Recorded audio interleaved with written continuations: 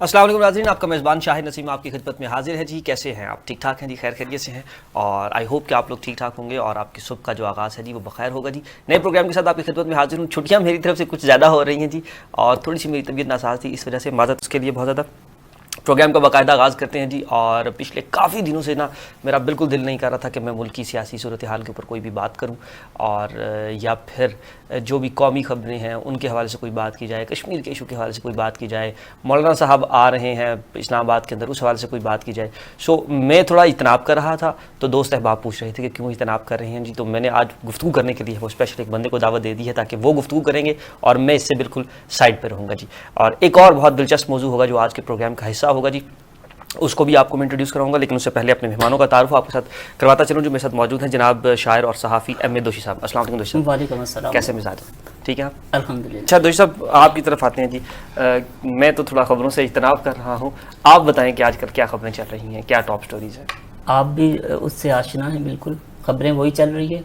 खबर आप मुझसे ले सकते हैं मौलाना फजल रहमान साहब के हवाले से अगर बात की जाए। बिल्कुल, वो आ रहे हैं जी 31 को, लेकिन अब मेरे पास जो इतला है 31 को मौलाना साहब इस्लामाबाद में नहीं आ रहे। अच्छा, नहीं आ रहे? नहीं आ रहे। क्यों नहीं आ रहे, वजह? मौलाना साहब इसकी वजूहात तो बहुत हो सकती है, लेकिन खबर ये है कि मौलाना साहब नहीं आ रहे।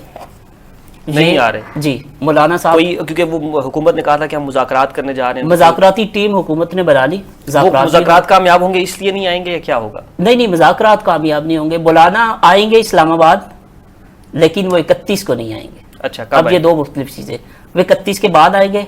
अच्छा, ये तो कोई बड़ी बात नहीं है कि वो आगे उसको डिले करते जा रहे हैं, इसको नहीं आएंगे तो 32 को आ जाएंगे। लेकिन ये अब एक्चुअल डेट नहीं देना चाह रहा हूँ कि वो डिले करने के बाद क्यों आएंगे। ये एक सवाल नुक्ता अक्सर दोस्त अहबाब मौलाना बहुत ज़्यादा कॉन्फिडेंट नज़र आते हैं। हुकूमत थोड़ी सी घबराई हुई है, थोड़ी सी जो है ना वो इनसिक्योर है, नज़र आती है एटलीस्ट। और मौलाना साहब जो हैं वो बहुत कॉन्फिडेंट हैं। खैर, मौलाना की सियासत का तरीका भी यही है, लेकिन इतने ज़्यादा कॉन्फिडेंस नून लीग भी साथ शामिल नहीं है फ़िलहाल। पीपल्स पार्टी की भी सिर्फ इखलाकी हिमायत साथ शामिल है, सियासी तौर पे वो लोग साथ शामिल नहीं हैं। इसके बावजूद इतना कॉन्फिडेंस, ये ओवर कॉन्फिडेंस इसको कहा जाएगा। उसकी वजह ये मौलाना साहब ज़ीरक सियासतदान, इसमें कोई शक नहीं। मौलाना साहब दूरदेश है, चीज़ों को बड़े वाज़ह तौर पे देखते हैं। मौलाना साहब को अगर हुकूमत को खौफ है तो मौलाना साहब को भी एक खौफ बिल्कुल मौलाना साहब के अंदर मौजूद है। अभी मौसम पे मौलाना साहब को क्या खौफ है, मैक्सिमम क्या होगा? जी, मैं वो उसी पे आ रहा हूँ। मौलाना साहब ये बात 100% इस बात को जानते हैं, इस बात का उनको अदराक है कि वो इस्लामाबाद में दाखिल होते हैं।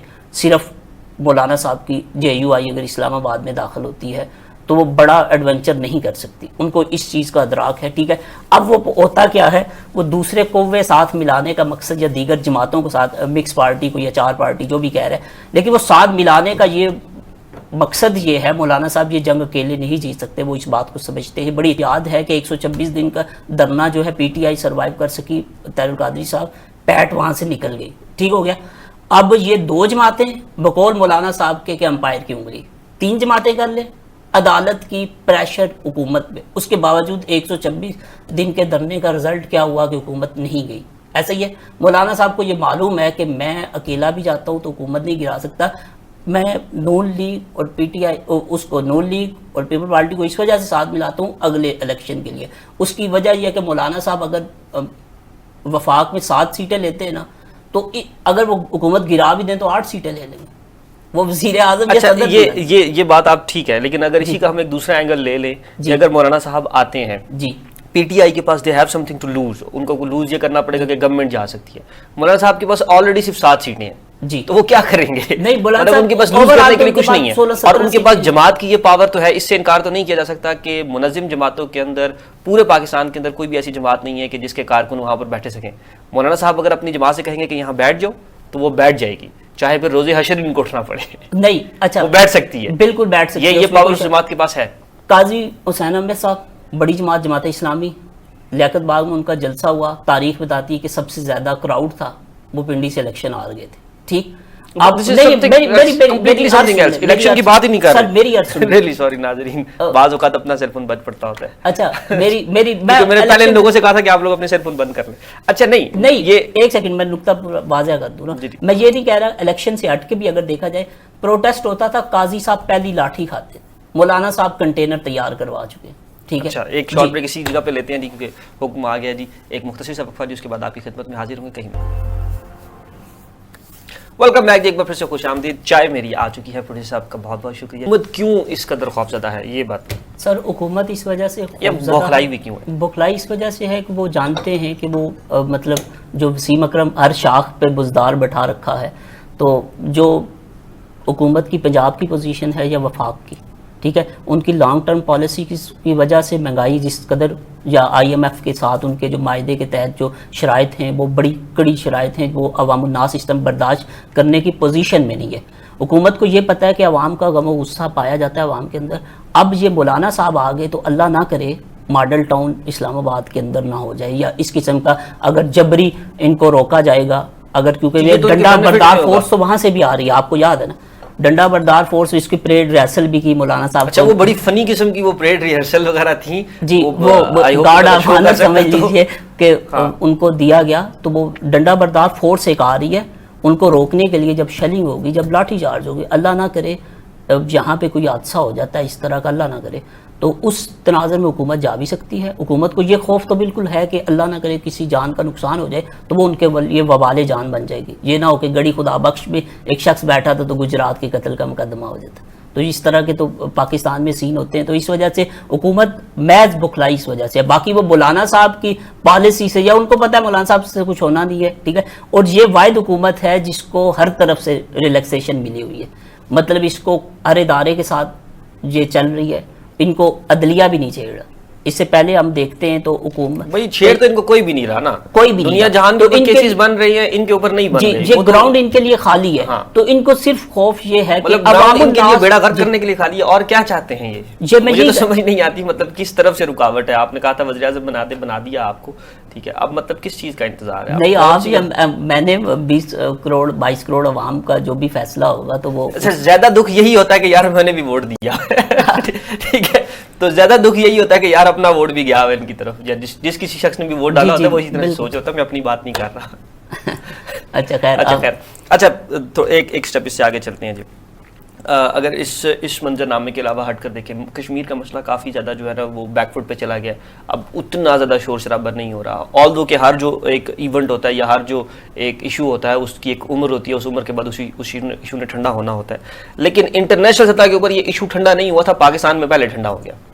हालांकि हमने ही इसको गर्म रखना था पूरी दुनिया के अंदर, लेकिन अब इसके अंदर काफी ज्यादा कमी आ गई, क्योंकि टीवी स्क्रीन पे भी आप देख रहे होते हैं, टीवी स्क्रीन पे बदकिस्मती से इसकी बहुत कमी आ गई। ये ऐसा नहीं है कि कुछ हो नहीं रहा। शाह महमूद कुरैशी साहब वज़ीर ख़ारजा जो बिल्कुल एक्टिव हैं, ठीक है, फॉरेन ऑफिस से भी बयान जारी होता है, जो भी आपको वो तो UNGA में हमने देख लिया था कितने एक्टिव थे वो, जब करारदाद के लिए वोट भी पूरे नहीं हो सके। तो वो मामलात आज के नहीं है, आप ये याद रखें। लेकिन इससे कता नज़र के जो मकबूजा वादी के नौजवान हैं, जो उनकी एफर्ट है, जो वहाँ पे हुर्रियत रहनुमा कैदोबंद सलासल में है, पिछले आप सब 90 रोज़ होने वाले हैं, वो इस कैद में है, उनको इस बात का मालूम। आप प्याज जो भारत में भेजे गए इसी रवां हफ्ते की अगर हम बात करते तो भारत में इमरान खान के वो टैग लगा के प्याज भारत को रवाना हुए, तो मतलब वहाँ से तो जज्बा उरियत हमें नज़र आता है, वहाँ से आज़ादी। लेकिन पाकिस्तान और आज़ाद कश्मीर में मामलात बहुत ठंडे पड़ गए। मीडिया जो है वो अब चूँकि मौलाना साहब इस कदर एक्टिव हुए हैं कि हर जगह मौलाना नज़र आते हैं, या हुकूमत की कारकर्दगी पर गुफ्तगू हो रही होती है,